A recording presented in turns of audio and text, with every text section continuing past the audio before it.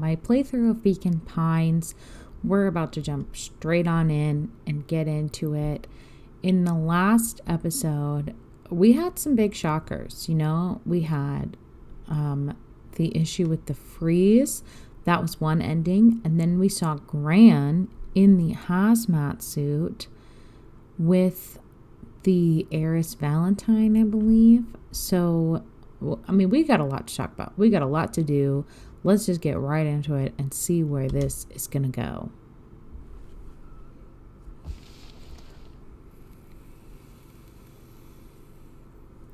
Chapter 7. Okay, so here we are in the basement of our house in the secret room that Gran had all of her information on. Mr. Tolliver came in and Rollo just bashed him, just absolutely obliterated him. So hopefully we'll be able to get some more answers. The interrogation of Hiram Tolliver. Still unconscious, Mr. Tolliver slumped heavily in a shoddy old chair. His hands were bound with rope, his feet tied with some loose string. The kids huddled in a circle, discussing their plan. One thing was certain, they couldn't just let Mr. Tolliver go. They needed to know what he was doing in Luka's house. After some deliberation, it was decided. They'd run classic good cop. Oh no. Okay, I guess we're gonna go hard cop, because that makes sense. Good cop, hard cop, right? Instead of bad cop. They'd run the classic good cop, hard cop. All right, let's get interrogation. Rollo brandished a steely gaze. I've got this. Read about Let's it get to 100 interrogating, times. I guess. Rollo swaggered past the chair which propped up the slumping Hiram Tolliver. Without even looking at his captive, he began with a long, blustery drawl. I think he's Mr. unconscious. Tolliver I don't remained think that he's motionless. going to answer. Rollo spun around to face him. He'd clearly expected to rouse Mr. Tolliver with his booming voice. Beck and Luka gave each other an unsure glance. Rollo slammed his fist on the table. He grabbed the table lamp and beamed it onto the unconscious face. Mr. Tolliver groaned and slowly lifted his head. He recoiled with a muddled, weary squint. The chair wobbled as he attempted to straighten up. Mr. Tolliver could only make out rough shapes through the glaring light. With a gruff tone, Rollo hoped to both conceal his voice and... So, what exactly is the plan here?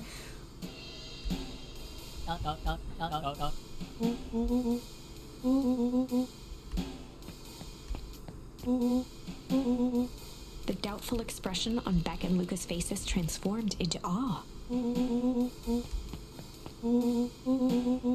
Rollo, hitting his stride, was now channeling every detective trope his memory could recall. He slammed the table again. Mr. Tolliver's voice became desperate. He was Poor nearly guy. in tears. Interrogated by three 12-year-olds.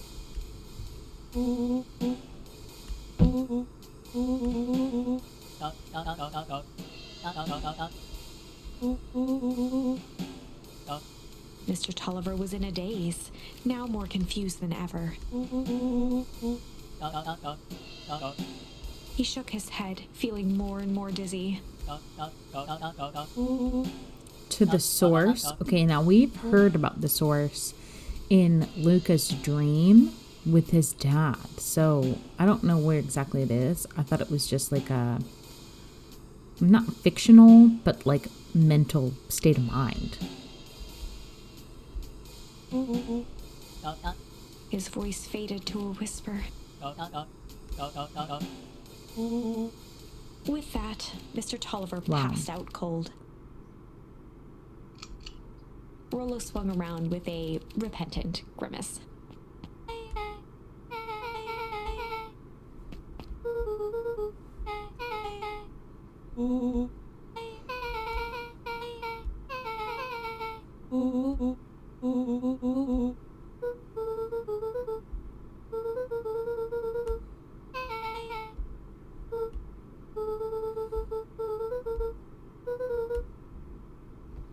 Okay, now we're in the library. Let's see if Kato can help us. I mean, he reads books all day long, so he should know something, right?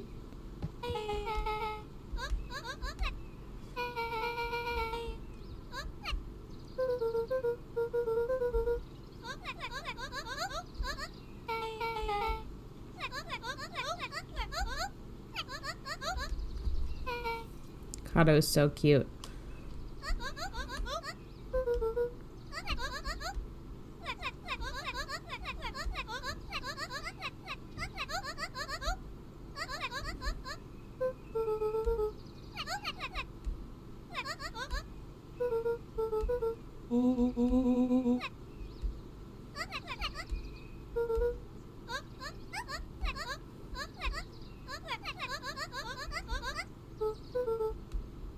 That seems like a good place. Chapter 8. Oh, that was a really short chapter. 6 feet under, 3 towns over. The kids spent the rest of the afternoon combing through dusty piles of old county records, desperately searching for anything that could help them make sense of Mr. Tolliver's cryptic utterance. Luka tried to shake the thought of Gran's basement, but his focus wavered. Explosives, messages hidden in jam, dossiers on various town figures, and a cork.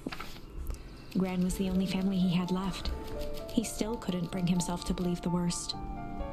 But the old map with the symbol of explosives in town square made that difficult. As the sun began to set, the kids were no closer to the truth. Ugh.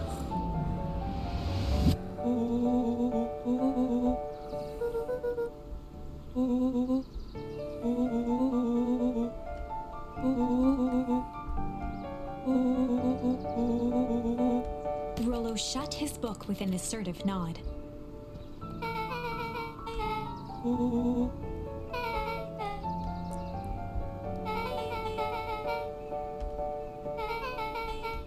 Rollo muttered under his breath. I mean, I don't know how else they're supposed to figure it out.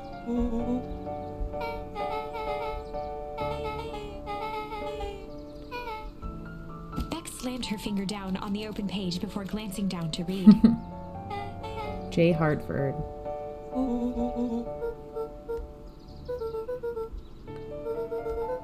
Something tickled the back of Luka's mind.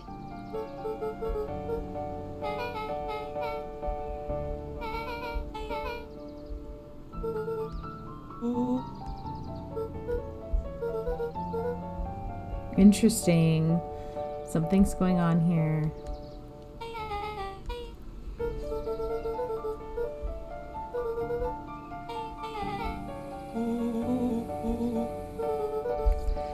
Whoa.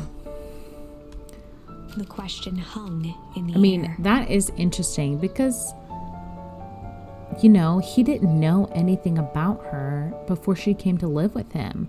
So who knows who that is in his house, you know, living with him.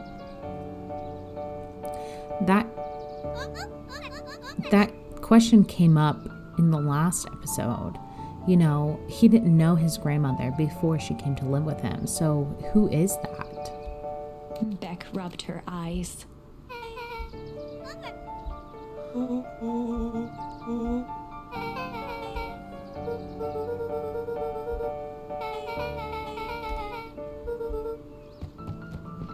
I'm very confused about what's happening. Luka's heart was pounding as he approached the house. If he was lucky, Gran, or whoever it was, hadn't gotten back yet. I bet you she's going to be in there and be like, what the hell is this?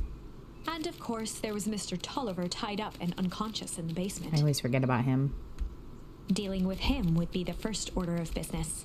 Luka shook out his arms to calm his nerves before entering. I told you she was going to be there. He held perfectly still, tempering his breath, and listened closely. Is she asleep? She was Oh, asleep. thank God. At least we have some time to figure out what we're going to do. His only hope was that she hadn't found Mr. Tolliver before dozing off. Check on Mr. Tolliver in the basement. I guess let's just move slowly.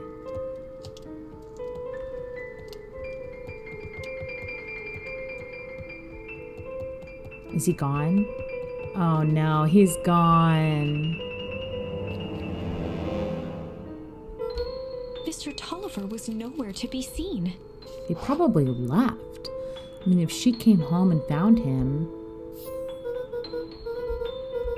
Or maybe Gran knew everything. Luka's hungry stomach groaned. Not realizing it, he'd gone the entire day without eating.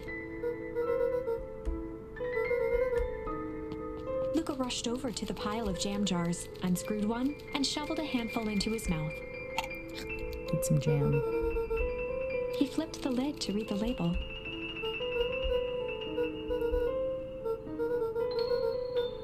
It's true.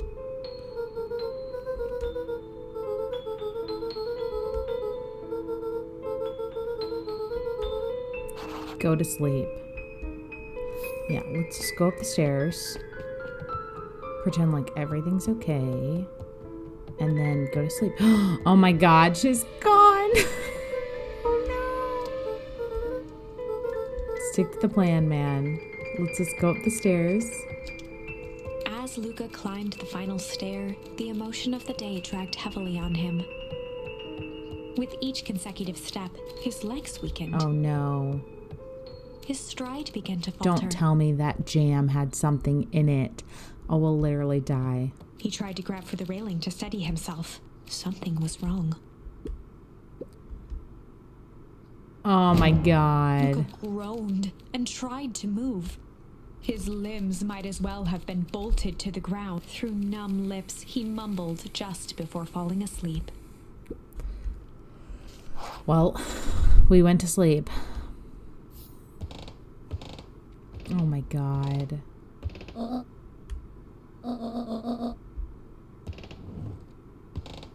What did we get ourselves into? Oh my goodness. Chapter 9. A speech to end all speeches. So the jam we ate that was to Mr. Nuncreed must have had something in it, because we just like died upstairs. I don't know who that person is. I don't know if it's a ghost. I don't know if it's somebody that I have to be worried about, but she said she would take care of everything, so let's hope. Luka awoke to find himself face down in bed. He moaned into his pillow. Why would Gran drug him? Obviously wasn't meant to be drugging him, meant to be drugging Mr. Nuncreed, not Luka. Or rather, why was she trying to drug Mr. Oh, okay, Nuncreed? I got a little ahead of myself there. Shaking the questions from his woozy head, Luka snapped back to the matter. Let's go, man. Gotta get to the festival.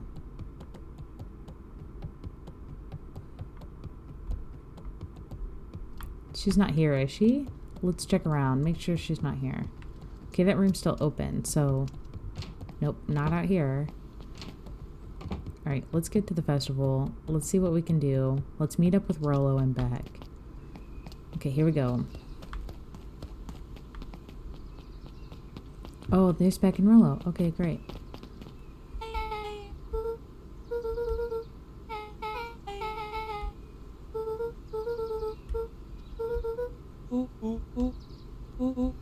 Sly.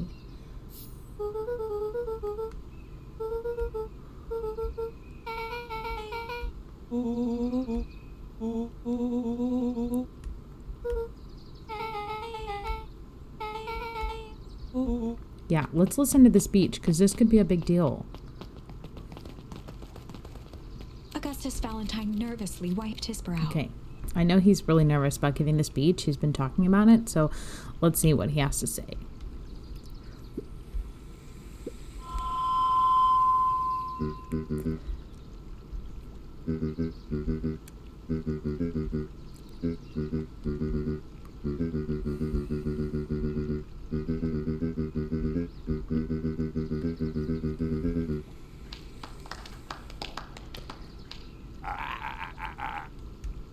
Gus cleared his throat and awkwardly loosened his tie. Poor guy. Public speaking is hard, you know? We've all been there. William Kerr bounded on the stage with the energy of a preacher at a big tent revival. He gave Gus a hearty slap on the back and motioned him off the stage. All right.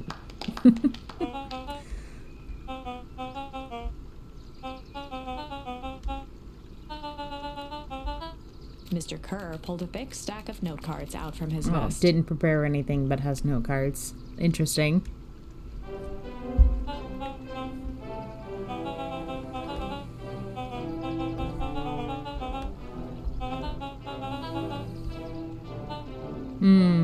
I don't like that. I don't like change.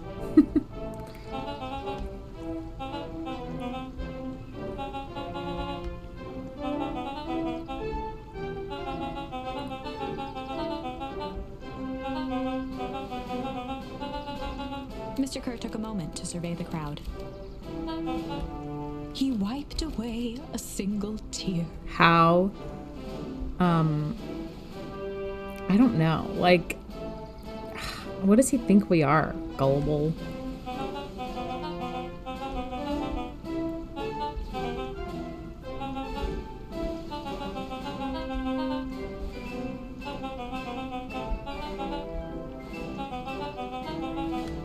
He thumped the podium to emphasize each word. Mr. Kerr nodded confidently, biting his lip. It gives me the creeps. The crowd was silent, in rapt attention.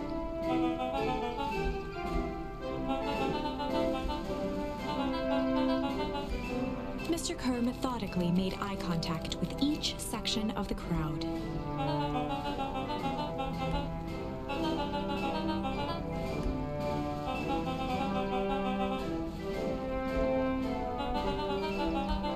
His voice began to build to a crescendo. Ugh.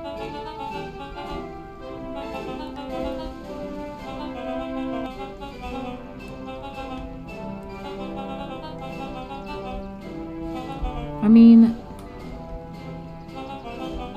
oh my God, what's happening?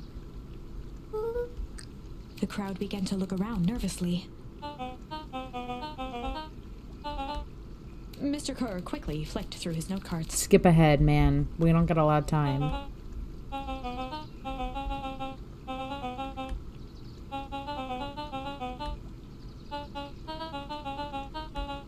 He raised his hands up to the heavens. Oh my God. No. We've been frozen again. At that moment, a merciless wall of impossibly cold air ripped through the crowd, instantly freezing everyone and everything it touched. For a man like William Kerr, this was a fitting way for things to end. On a stage, with an entire town frozen in rapt attention for the rest of time. Oh, The end. God, man. The freeze. There's that ice again! Whenever I think we're getting close, it comes along and ruins everything. Maybe we should just quit? Maybe you should just close the book, walk away, and never think of me again. No, I don't mean that. I don't know. We got a little closer this time. We just need to try again. I don't know exactly who the narrator is. Who is she in relation to the story? I don't know. We haven't really figured that out yet. Please. Okay, so here we go. We're going back. So we don't have any other option. Okay, so we do have a couple options here. Oh man, I don't know where to go back though. We could go to the MCDC where we're working with the clipboards and Iggy and do flight instead of fight where Rollo's missing. We could go back to this interrogation and do chill or sly. Those are our options. So I guess let's go back to the interrogation. I mean, this is the story we're working on today. So let's go back and let's do chill cop and see where that gets us. They'd run the classic good cop, chill cop interrogation. I like being a little chill, a little relaxed. Luka walked calmly to the light switch, flicking it off and on a few times. Try to awake Mr. Tolliver. Mr. Tolliver shook his head, gathering his wits. He looked over to find Luka, who returned a calming grin.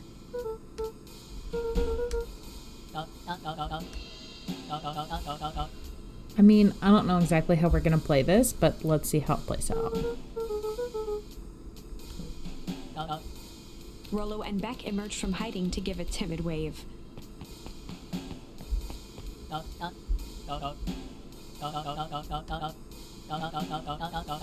Luka glanced over to Rollo and Beck, who replied with skeptical looks. Help what?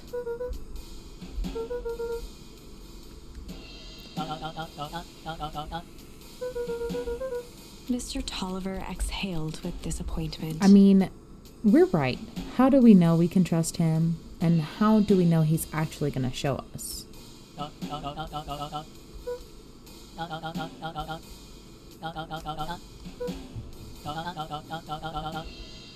I mean, he's got a good point.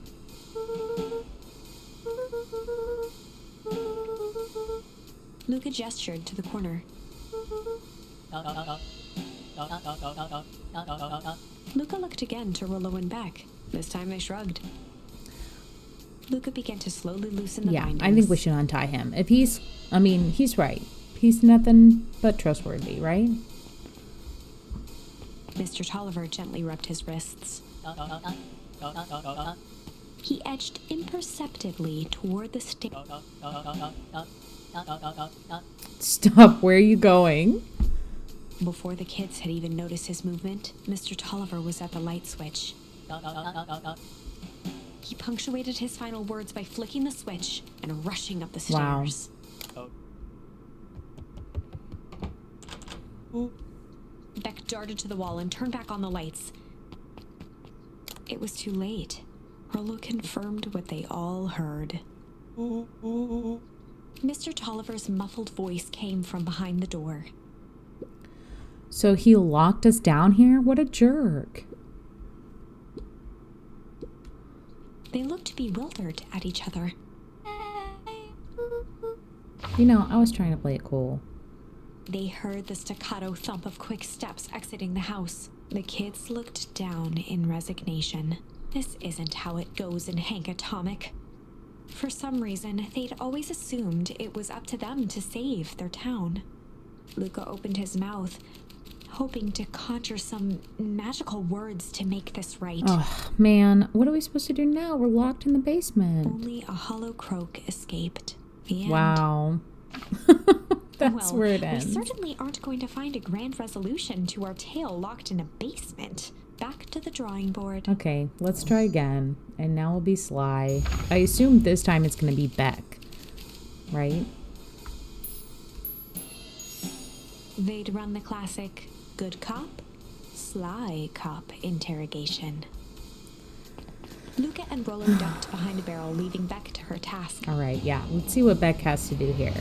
With a few crisp snaps, she roused Mr. Tolliver.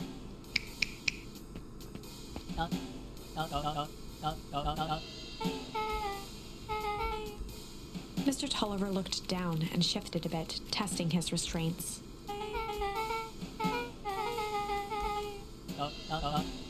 Beck caught herself before letting the surprise manifest on her face. She'd already gotten him to reveal his relation to Gran. This was going to be easy. Let's hope that she can get more information than we did.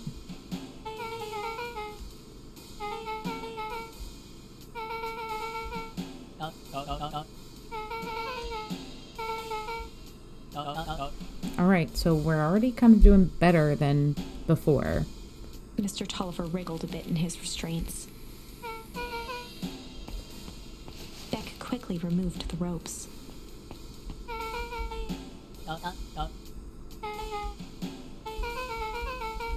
That's true. Mr. Tolliver rubbed the growing knot on his forehead. Beck twirled her hand, as if to prompt Mr. Tolliver to finish her thought. Beck shook her head and clicked her tongue. Mr. Tolliver let out an amused huff in agreement. Destroy the evidence. What evidence are we destroying?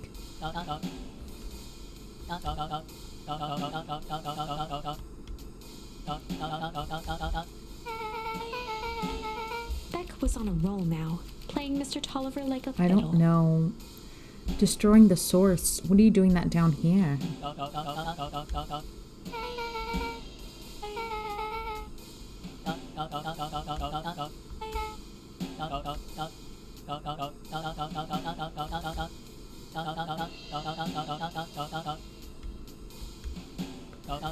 Interesting.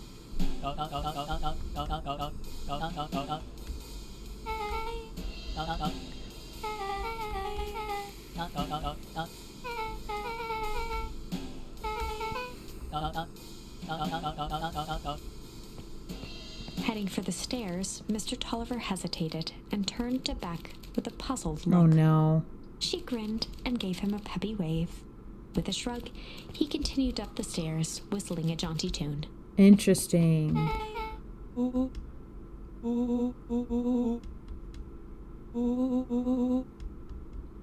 Beck blinked slowly in disappointment. So that was good. He trusted us. He just left. He didn't lock us down here.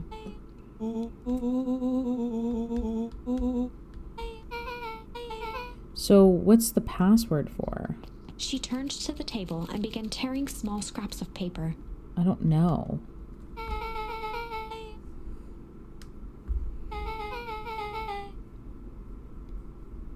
So what is it?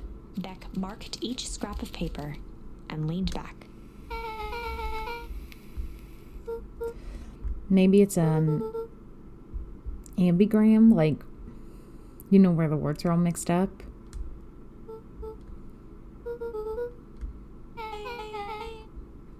Or like a cipher. Anagram. That's what I said. What did I say? Ambigram. Same thing. I mean, we all knew what I was talking about. Luka and Beck looked at Rollo with amazement. All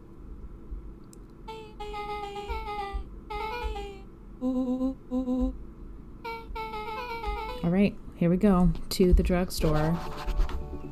Investigate the drugstore. Here we go. The three of us. Who's this? This is Fratelli?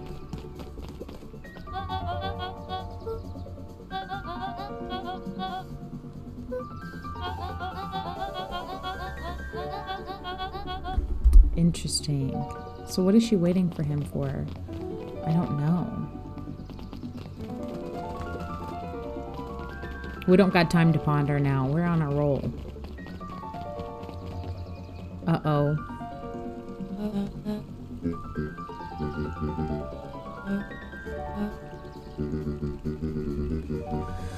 Oh, man. What is this? Gus looked around nervously.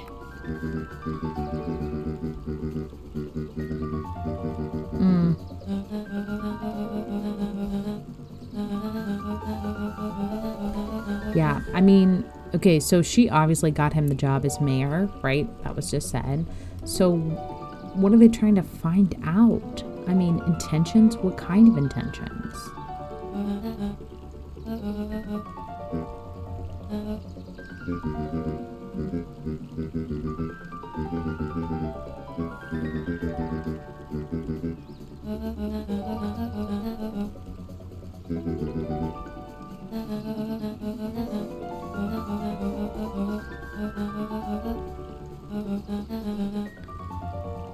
Eris's cry hung in the air. So they made an agreement. The warehouse became a toxic dumping ground.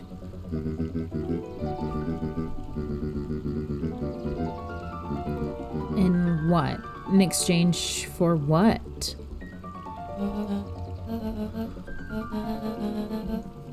I don't understand.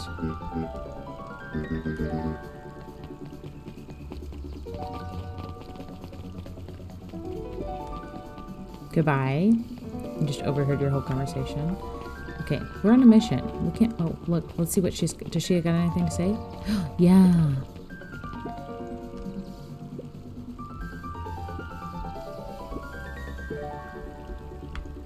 Knowledge. There's a difference in knowing something and being able to do something about it. Oh, look. There's the Solomon, right? That's his name?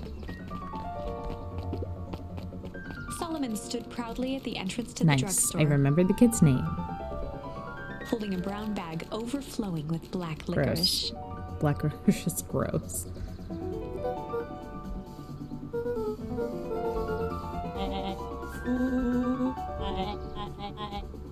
Solomon shoveled a surprising amount of licorice into his mouth. Gross. Licorice is nasty.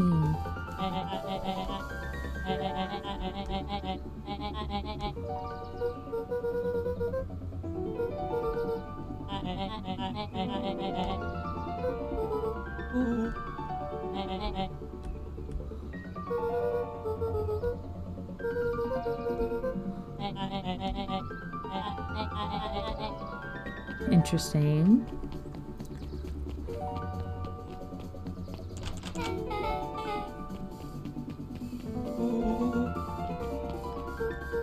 What else can we see?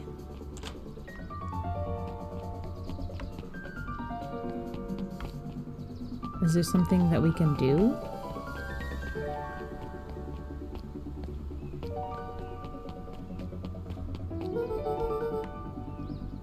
I don't know. Is it the phone booth?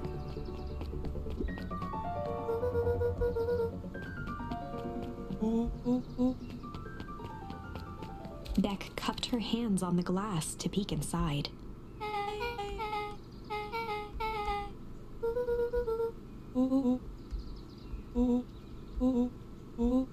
Beck flung open the door and they all squeezed in. Okay. Oh, last time we were in this phone booth, it sucked us down and people took us away. So let's see. Luka cracked his knuckles and entered the letters into the keypad.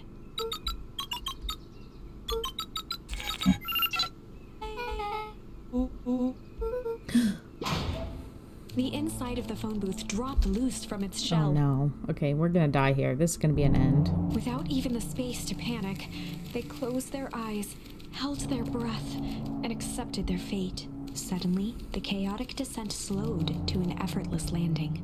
It was unclear where they ended up, but at least it was solid ground. Oh my god. Okay. The air was stagnant and smelled vaguely of chlorine. So we have never been down here before. So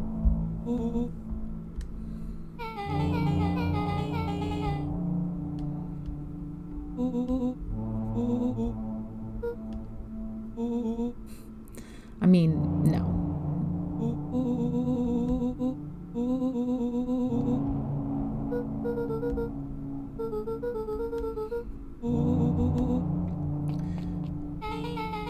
Okay, so they each lead somewhere? I don't know where they're gonna go. Mining operations alpha.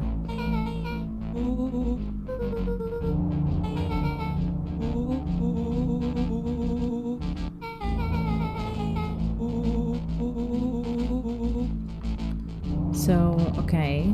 What's this next one go to? Main office. Oh, the office.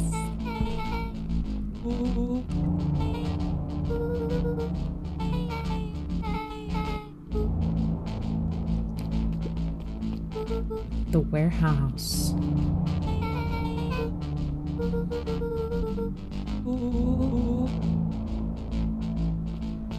Can we pick one? The hazmat suit.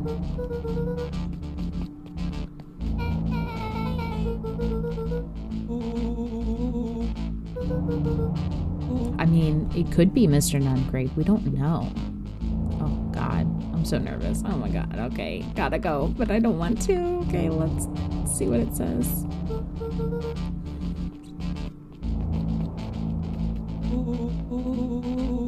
Rollo's hands hovered over the field of blinking buttons. Oh God, just pick one. Oh my gosh. Are we gonna go in there?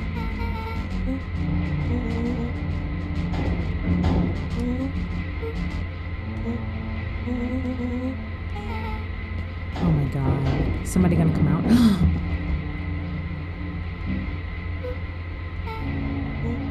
Oh no.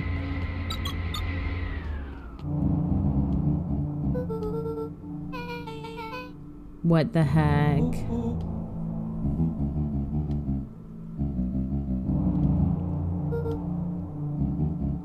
Oh my God. This is gonna be another ending.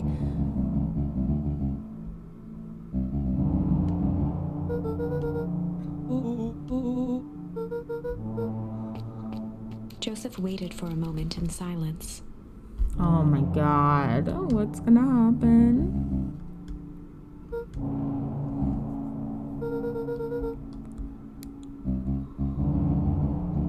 He gestured toward the strange tubes. Oh my gosh.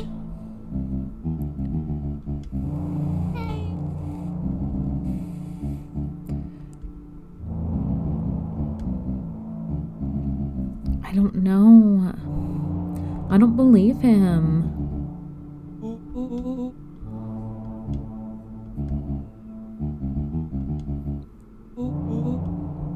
Nuncreed let out a growl of a sigh.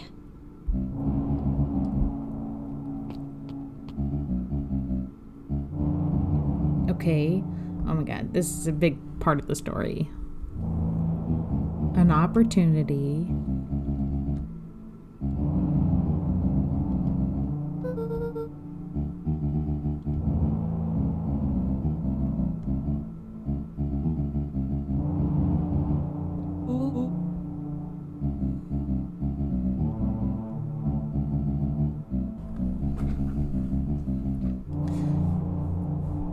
Okay, so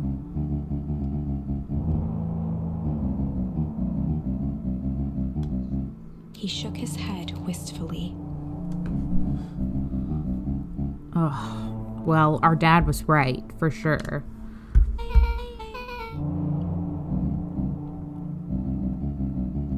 Oh no. Nuncreed took a menacing step towards the children.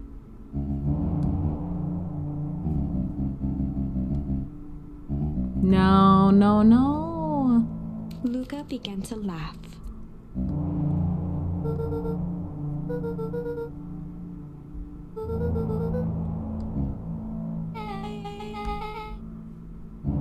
Oh no. We probably shouldn't have told him that. The color drained from Nuncreed's face.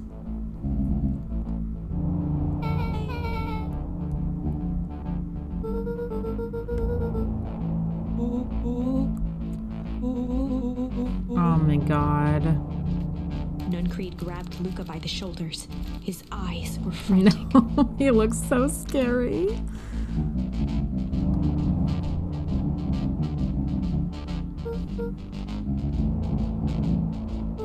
We don't know. A jolt of realization struck Mr. Oh Nuncreed. no. We really don't know what she's doing with the fountain. The source. Oh my God.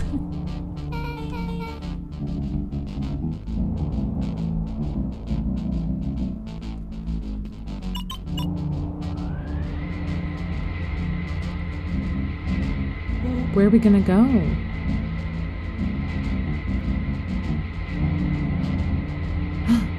He just jumped in. Oh my God.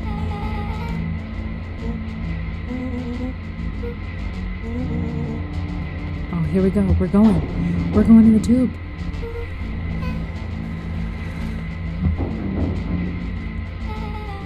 We're going in the tube.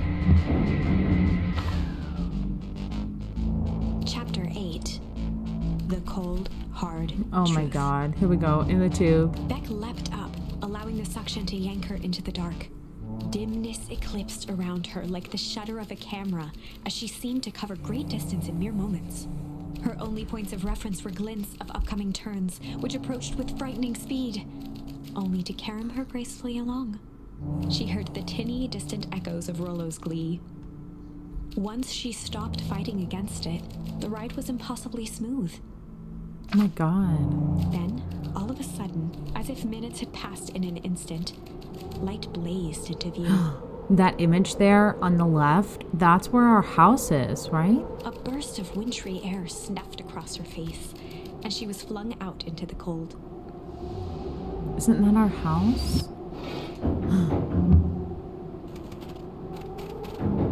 Okay, we made it. Wonderful. Nice back. Where's Nuncreed?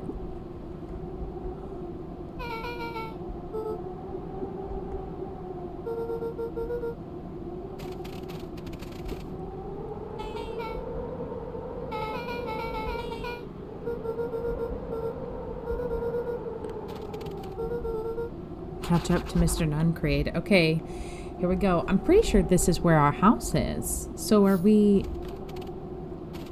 back in time? Are we forward in time? I don't know. There's the sign.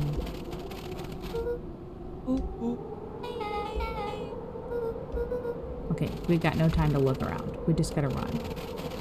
Oh my god. This is the town, but...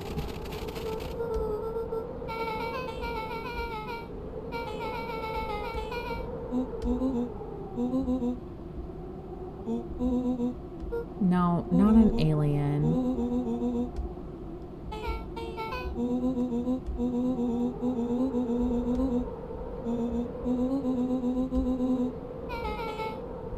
Wow. Okay, let's keep going. As they rounded the corner to the frozen town square, they spotted Mr. Nuncreed inching cautiously toward a pit at its center. That's the fountain. He held his arms out gingerly, as if approaching a beast in the wild. Oh my god. What is happening? Upon closing the distance, Luka recognized what Nuncreed was after. Gran stood confidently at the edge, one arm outstretched over the abyss. Nearby, a wheelbarrow had been emptied out. She held a lit torch, which flickered in the bitter I don't wind. know what's happening right now.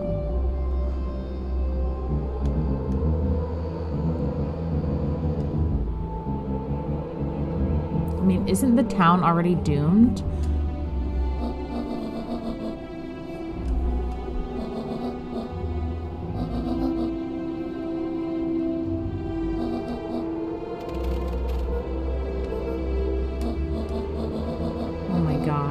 Mr. Nuncreed turned back toward the kids, desperation in his eye. You gotta go back, man. What's gonna happen? Rollo and Beck held steadfast in awe. Luka approached closer. I'm so scared. Mr. Nuncreed spun back toward Gran, his voice growing louder. Oh no.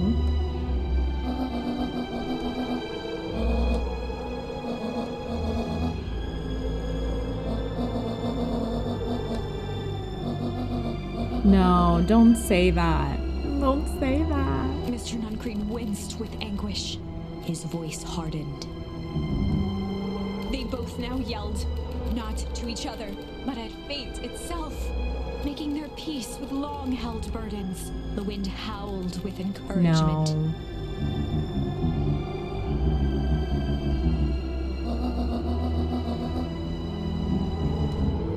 They menaced at each other, both catching their breath. The moment balanced on a knife's I can feel edge. it, man. I have goosebumps, like something fierce. No. Amid a blur of emotions and memories, Luka's mind flooded with questions. The wind calmed, as if to give him the Stop. stage. I'm not ready. Oh no, I'm gonna cry. And in the stillness, he began to weep. It was all just My too poor much. baby. Falling to his knees, Luka whimpered softly. The tears crystallized as they hit the snow. Gran stared at Luka for a moment with warm sympathy, remembering why this was all necessary. No.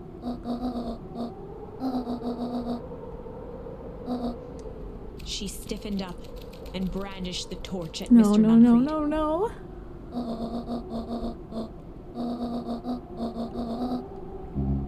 Ignoring his final plea, Gran flung the torch into the deep No, darkness. it's gonna cause the freeze, isn't it? There it goes. She smiled and exhaled in relief. Mr. Nuncreed moaned in resignation. Oh my god. The torch echoed as it ricocheted down the hole, punctuated with a thunderous What's gonna thud. happen? Oh my gosh. What is that?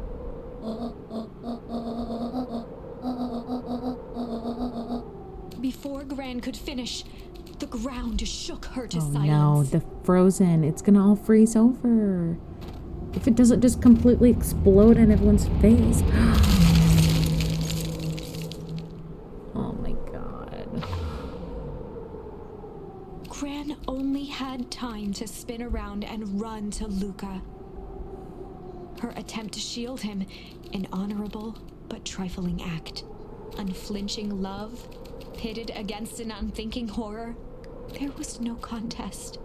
Her warm embrace froze in an instant. Gosh. That is where they remain, fixed in place, forever. And so, our story ends on this melancholy Absolutely scene. awful. In a town brought low by its secrets, sits the frozen statues of a misguided band of meddlers.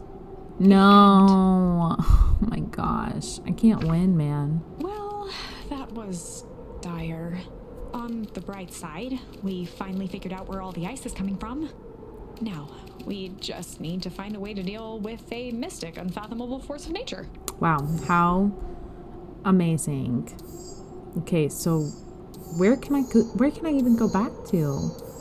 This is my only option. Oh gosh. Okay. We're gonna stop here. We have to take a pause. We're gonna pick up with going back to Iggy being all disformed in the next episode. Thank you guys so much for watching. If you liked it, please like and subscribe so you can be notified when I post my next episode. I appreciate it. Just let me know if there's anything else I can do. If I missed anything, if you have any suggestions for games I can play, let me know. And I will see you guys in the next episode. Thank you guys so much.